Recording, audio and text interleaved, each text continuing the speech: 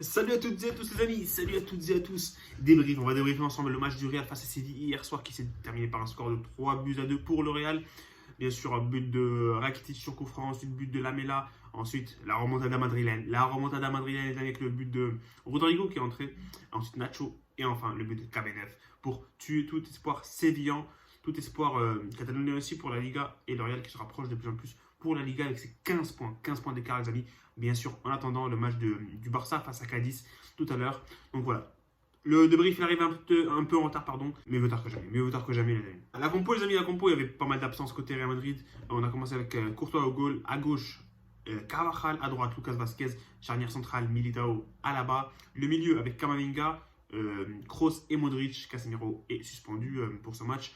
Et l'attaque, les amis, l'attaque avec Benzema, Valverde et à gauche donc Vinicius Junior. C'est à peu près la même compo qu'on a joué avec laquelle on a joué contre Chelsea. Pas beaucoup de surprises, même si Carvajal à gauche, alors qu'il y a Nacho sur le banc. Mais voilà, on a fait confiance à Ancelotti et au final ça a marché avec cette victoire. Mais si on parlait un peu de la première mi-temps, les amis, c'était catastrophique. C'était catastrophique, il n'y avait absolument rien, pas de jeu, pas d'envie, pas d'intensité, il n'y a absolument rien côté Real Madrid. On a vu Séville qui a dominé tout au long du match, de A jusqu'à Z. De A jusqu'à Z, les amis, sur les 45 premières minutes, pas tout au long du match, sur les 45 premières minutes. Et voilà, avec ce but de Rakitic qui vient sur coup franc, on ne comprend pas ce que Militao a voulu faire sur ce coup franc. Il a sauté, je sais pas ce qu'il a voulu faire Militao, mais voilà, c'est fini par rentrer. Et but donc pour Séville. 4 minutes plus tard, but de Lamela. Lamela après encore une erreur de Militao, une erreur bizarre encore une fois. Il n'arrive pas à bien lire l'action de Tecatito et ça retombe dans les pieds de Lamela pour marquer ce deuxième but. Il aurait à la galère, il a souffert. C'était vraiment compliqué à sortir la balle de sa zone, tout simplement avec ce pressing ultra haut de Séville. Et on s'est créé absolument pas d'occasion. Je crois que la seule occasion, c'était le tir de Benzema, la petite volée en dehors de la surface de réparation. Mais à part ça, franchement, je ne me rappelle pas avoir vu le Real mettre son impact en première mi-temps parce qu'il n'y a vraiment rien eu. Et c'était grave, c'est vraiment grave parce que ça m'a fait un peu rappeler le match contre le Barça où il n'y avait aucune solution. Aucune solution. Et on attendait juste la fin du match. Là, on attendait la fin de la première mi-temps en espérant bien sûr que le Real allait se redresser un tout petit peu, allait pourquoi pas marquer un but très très tôt dans le match. Et c'est venu avec l'intermédiaire de Rodrigo, avec Ancelotti qui a fait un changement donc, qui a été gagnant avec le but de Rodrigo donc sur un bon service de Carvajal. Carvajal qu'il faudra en parler, Carvajal il faudra en parler. On va en parler dans les tops et les flops parce il est vraiment dans les tops. Carvajal qui fait un gros match hier soir et qui est en train d'enchaîner les matchs plutôt bons. Mais voilà, si on revient sur le match, les amis, le but de Rodrigo qui vient redonner l'espoir pour le Real. Ensuite, il y avait une grosse action pour Benzema, mais je comprends pas, Benzema aujourd'hui, hier, il n'a pas été très très bon. Il n'a pas été bon du tout. Il a raté pas mal d'occasions même. Il a raté un face-à-face avec Bono en première mi-temps. Je crois qu'il y avait hors-jeu. Un autre face-à-face en deuxième mi-temps, celui-là. Encore une grosse occasion en fin de match. Et enfin, il a marqué le but de la victoire pour un peu réparer son match, on va dire. Mais sinon, Benzema n'a pas fait un grand match. Il a raté pas mal d'occasions. Et voilà, donc le but, donc il a raté ce face-à-face Benzema. Et on avait toujours 2-1 après Ancelotti qui fait deux changements importants. Entrée de Nacho. Nacho qui va ramener le but de l'égalisation de partout. Mais avant ça, les amis, la grosse polémique plutôt, le but de Vinicius. Le but de Vinicius Junior je sais pas moi, il est clair et net, les amis. Il est clair et net, il n'y a absolument pas de main de Vinicius. Il la touche ici, avec la clavicule, avec l'épaule un peu, mais pas le bras, il n'y a pas le bras. Je sais pas ce que l'arbitre a pensé, mais il n'y avait vraiment pas de main. Alors que en première mi-temps, les amis, la main de Diego Carlos, elle est claire et nette. Elle est claire et nette. Il y avait penalty pour le Real 1000 fois. Je ne sais pas si ça aurait changé le match, mais si on avait ce penalty avant les deux buts de Séville, ça aurait peut-être changé le match. En tout cas, on ne saura jamais. Mais on a manqué. Voilà, on ne nous a pas donné ce penalty qui aurait pu être très important pour le Real Madrid, même si au final on gagne. Mais franchement, l'arbitrage ce soir, c'était vraiment pas ça.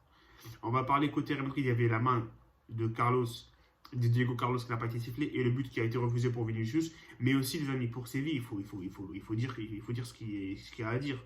La faute de Camavinga, c'est carton rouge. Je suis désolé, mais c'est carton rouge. Et c'est pour ça qu'il sort à la mi-temps. En plus, Ancelotti a vu qu'il n'était pas dans son match. Il n'a pas été très très bon en première mi-temps.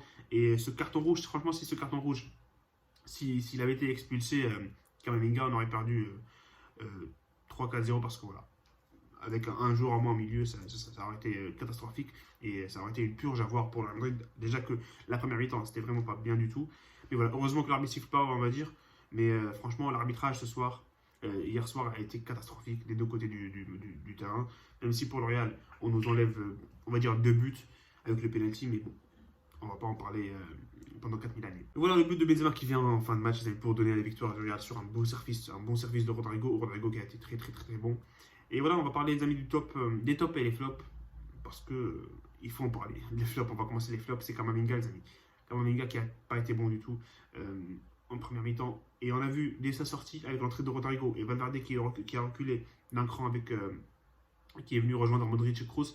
On a vu le Real qui s'est réveillé et qui a mis sa patte sur le jeu, sur le match. Et on a vu un Real beaucoup plus à l'aise, techniquement, physiquement, tout.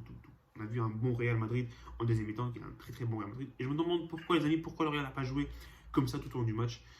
Après, on ne sait pas, on ne saura jamais, c'est Ancelotti qui décide. Et c'est Ancelotti qui a décidé de mettre cette compo-là. Donc voilà. Donc, premier flop, c'est Camavinga. À part ça, il n'y a pas beaucoup de flops.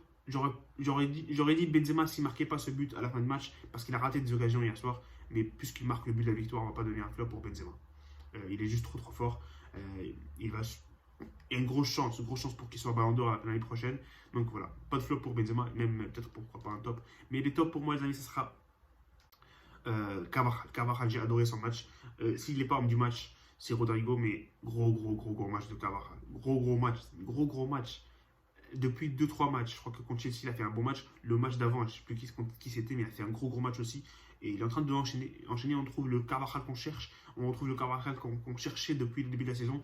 C'est vrai qu'il a enchaîné des blessures. Et franchement, si on continue à avoir ce Carvajal là jusqu'à la fin de la saison, le Real peut faire très mal avec ses arrières latéraux. Même si Mendy contre Chelsea n'a pas été très bon. Mais je pense que le Real peut faire pas mal de choses avec ses latéraux, parce qu'on a vu la force du Real pendant l'âge d'or avec les 3 Champions League. On a vu l'importance de Carvajal et de Marcelo, les amis, sur les côtés, et même avant avec Fabio Cannavaro.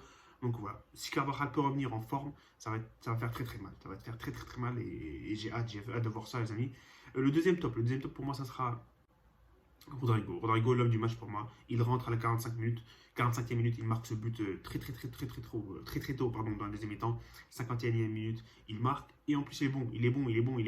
Il délivre la passe décisive pour la victoire à la 92e minute pour Benzema. Et encore une fois, une grosse entrée, un gros Rodrigo qui fait un très bon match. Après le match de Chelsea, il est en train d'enchaîner. Et je pense qu'il peut prétendre à une place de titulaire, même si on connaît Rodrigo, les amis, qui n'est pas régulier. Surtout quand il commence les matchs, je sais pas ce qui se passe, mais j'aime bien l'impact de Rodrigo qui vient du banc, tout simplement, parce que ça donne un peu une autre énergie pour le Real Madrid. Je sais pas comment expliquer, mais voilà. Rodrigo, top et homme du match.